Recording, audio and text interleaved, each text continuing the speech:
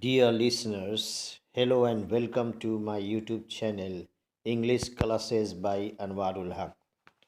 Dear listeners, we have completed 4 lessons in imperative sentences.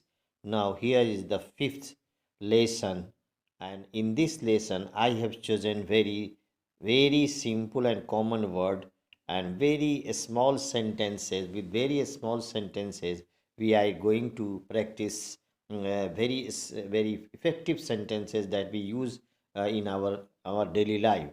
मैं इस class में इस लेसन में बहुत ही कॉमन वर्ड्स को मैंने चुना है और थोड़े बहुत छोटे छोटे सेंटेंसेस हम बोलकर प्रैक्टिस करके कॉपी में आप नोट करें और इसको प्रैक्टिस करें और आपको बोलने छोटे छोटे सेंटेंसेस से अंग्रेज़ी बोलने आ जाएगी। जैसे हम कभी कहते हैं कि मेरी बात सुनो, हम लोगों की सुनो या हमको सुनो, या मेरी बात सुनो, बड़ों की बात मानो, उनकी आज्ञा करो, उनकी मदद करो, हमको हमारी मदद करो, मुझे ये चीज़ दिखाओ। तो इसको हम अंग्रेज़ी में कैसे बोलेंगे? जिसे मेरी सुनो, मुझको सुनो, मेरी बात सुनो अगर कहना है तो क्या कहेंगे? Listen to me, listen to me, मेरी सुनो या मुझको सुनो या मेरी बात सुनो। लिसन टू अस, हम लोगों की सुनो या हम लोगों की बात सुनो। लिसन टू हिम, उसकी सुनो। लिसन टू हर, उसकी सुनो। ये ह और हिम लड़का और लड़की का फ़र्क बतलाता है। लिसन टू देम, उन लोगों की सुनो।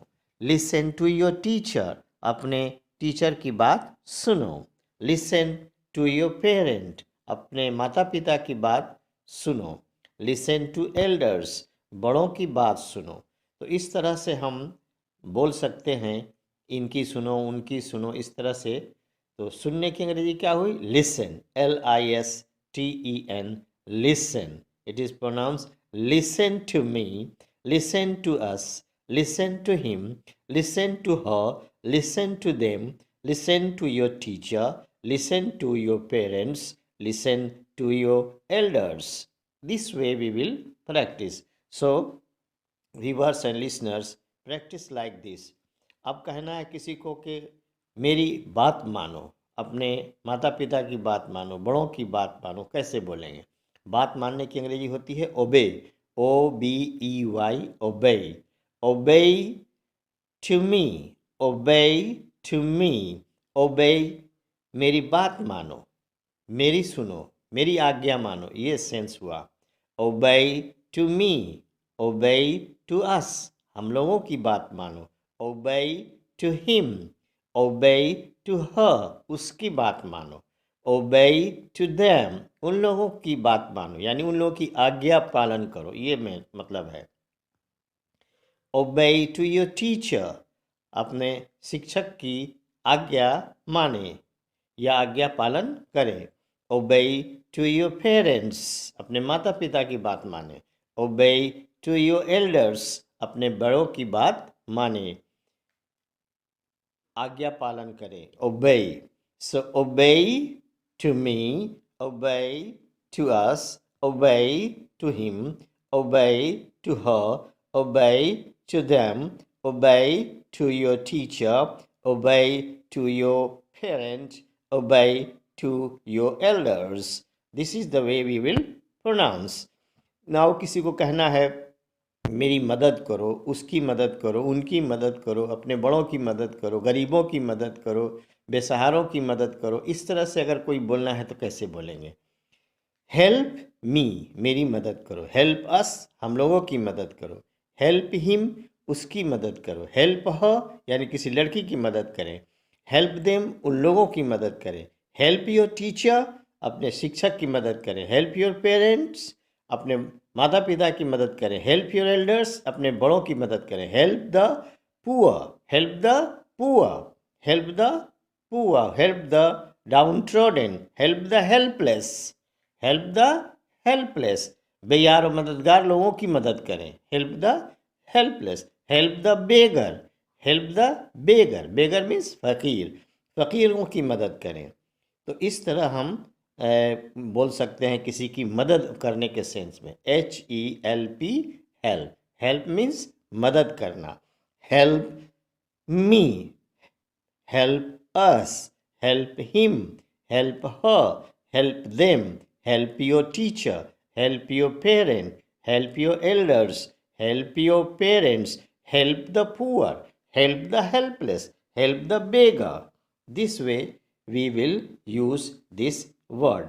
अब किसी को कुछ कहना है तो मुझे ये दिखलाओ, कोई चीज़ दिखलाने के लिए अगर कहना है कि अगर कोई चीज़ अच्छा कपड़ा लिया है, कोई भी चीज़ सामान लिया है, तो आपको कहना है कि हमको इसको दिखलाओ। शो मी, मुझे दिखाओ। शो अस, हम लोगों को दिखाओ। शो हिम, उसको दिखाओ। शो हर, उसको दिखलाओ। शो देम, उन्हें दिखलाओ। शो योर टीचर, अपने शिक्षक को दिखलाओ। शो योर पेरेंट, अपने माता पिता को दिखाओ। शो योर एल्डर्स, अपने बड़ों को दिखलाओ। शो इट टू हिम, इसको उसे दिखलाओ। Show, SHOW, show, show means दिखाना, और SEEC माने देखना होता है। तो शो और सीक में फ़र्क है।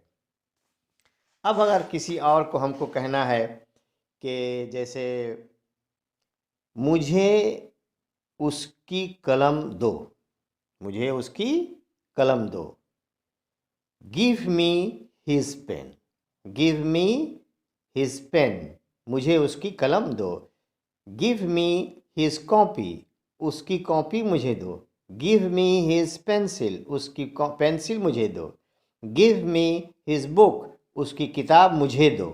Give me his money bag, उसका मनी बैग मुझे दो। Give me his watch, give me his mobile. कोई भी चीज़ किसी की मांगनी अगर है कि वो चीज़ उसकी वो चीज़ मुझे दो, उसकी वो चीज़ मुझे दो, तो इस तरह आप बोलेंगे। Give me his pen, give me his pencil, give me his copy, give me his book, give me his money bag, give me his watch, give me his mobile, give me anything you want. Now इसी his को her से भी कह सकते हैं। किसी लड़की से अगर हमको बात लेना है सेंस, तो गिव मी हर पेन, उसकी कलम मुझे दो। गिव मी हर पेंसिल, गिव मी हर कॉपी, उसकी कॉपी मुझे दो। गिव मी हर बुक, उसकी किताब मुझे दो। इसी तरह गिव मी हर मनी बैग, गिव मी हर वॉच, गिव मी हर मोबाइल और एनीथिंग। तो ये मुझे दो का हुआ। अब हो हम लोगों को देना है तो हम लोगों की अंग्रेजी होती है अस, US, अस मीन्स हम लोग। मी माने मुझको, हिम माने उसको, हर किसी लड़की के लिए, और दे माने उन लोगों को। तो आप इसको इस तरह भी आगे बोल सकते हैं, गिव अस हिज पेन, हम लोगों को उसकी कलम दो। हम लोगों को उसकी कलम, उसकी कलम हम लोगों को दो, ये भी हो सकता है। उसकी कलम हम लोगों को दो, या हम लोगों को उसकी कलम दो, उसकी कलम हम लोगों को दो। Give us his pen, give us his pencil, give us his copy, give us his book, give us his money bag, give us his watch, give us his mobile. उसी तरह हिम से मिला करके बोलेंगे, give him his pen, give him his pen, उसकी कलम उसे दो या दे दो। Give him his pencil, give him his copy, give him his book, give him his money bag, give him his watch, give him his mobile. Give her his, give her pen भी कर सकते हैं, उसकी कलम उसे दे दो। कोई लड़की है, उसकी कलम उसको वापस करनी है, तो इस तरह से हम बोल सकते हैं, गिव her पेन, उसका पेन उसको दे दो। Give her pen, give her pencil, give her copy, give her book, give her money bag, give her watch, give her mobile or anything. Give them your pen, अपनी कलम उसको दे दो। तुम अपनी कलम उसको दे दो अगर कहना है। यहाँ हमने कलम का एक एग्जाम्पल दिया है। किसी को कोई भी चीज़ देने लेने के सेंस में आप इस स्ट्रक्चर का यूज़ कर सकते हैं। स्ट्रक्चर असल समझना है और वर्ड बहुत सिंपल है। Give them your pen, give them your pencil, give them your copy, give them your book, give them your money bag, give them watch, give them mobile.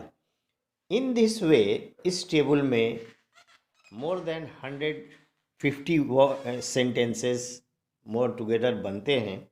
आप इसको घर पर रख करके अगर टेबल को प्रैक्टिस करें तो धीरे धीरे इम्परेटिव सेंटेंसेस के आप माहिर होते जाएंगे, और सेंटेंस भी छोटे हैं, ज़्यादा समय भी नहीं लग रहा है, और इस तरह आप इसको मास्टर कर लेंगे। तो आज इस लेसन नंबर 5 में इतना ही।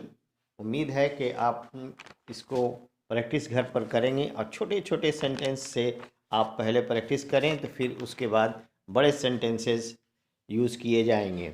So thank you so much Indeed for listening. I hope you will share, like and subscribe to your friends. Thank you.